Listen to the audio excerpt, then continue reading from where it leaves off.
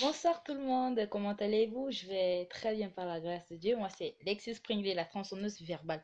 Aujourd'hui, là, je vais parler d'une situation qui se déroule en Afrique.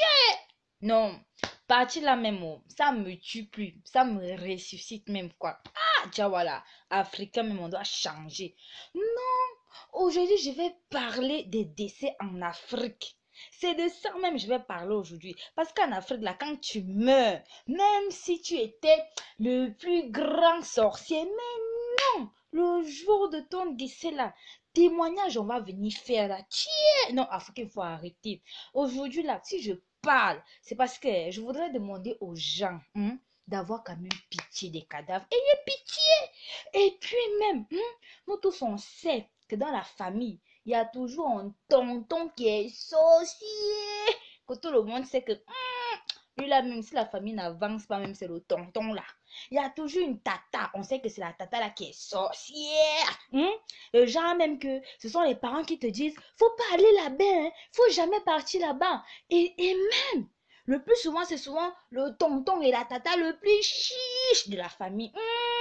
Les gens même que quand les rentrées approchent comme ça, on dit, vous partez chez qui? Non, moi je pars pas chez tonton tel. Moi je ne pars pas chez tata tel parce qu'on sait que lui c'est le chiche, le radin de la famille. Mais quand il meurt là, témoignage même là, ça fait mal au cœur. Témoignage même là, ça fait mal. Je vous assure. Je vous assure que même témoignage, là, tu as mal au cœur. Parce que quand le tonton la meurt là, c'est tout le monde qui est.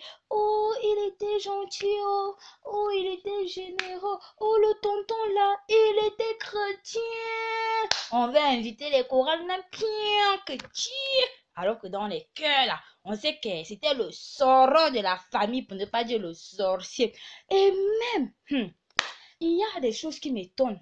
Dans la famille, on a toujours un frère, un cousin, un oncle qui est bandit. C'est-à-dire, on sait que lui, c'est le plus grand bandit, l'assassin.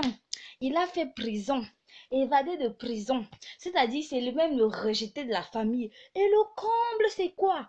Quand on parle assassiner, on l'assassine parce qu'il allait violer une petite fille là-bas et en l'attrapant, il a fugué, je sais où, on a tiré sur lui, c'est comme s'il est mort. Ou même il est décédé du genre, il partait braquer dans une boutique là, durant son opération, tcha, on tire sur lui. Mais quand il meurt, non, il y a toujours des paroles et des phrases qu'on sort du genre, repose en paix. Tu as combattu le bon combat. Tiens, voilà, de vous à moi. Il a combattu. Quel bon combat. Violer les petites filles, braquer les gens. Tiens, non. Expression même on utilise durant obsèques des gens. On doit changer ça. Tiens, on doit changer. Parce que c'était lui qui était braqué et violé. Mais on va toujours dire, tu as combattu le bon combat. C'est sûr même que quand cadavre est même couché là, on sent même qu'il veut venir donner gifle spirituel aux gens. Parce qu'il y a même cadavre, il sait même que lui, il n'a pas combattu le bon combat. Il a mené le mauvais combat. Mais on vient dire, repose en paix, tu as combattu le bon combat. Donc moi, je vous aurais dit quand même, on doit arrêter. On doit plus se foutre des cadavres. Même cadavre, même quand il est couché là même, il sait que on se fout de lui. Tiens, faut arrêter d'arrêter. Arrêtons. Ça sert à rien. Oh.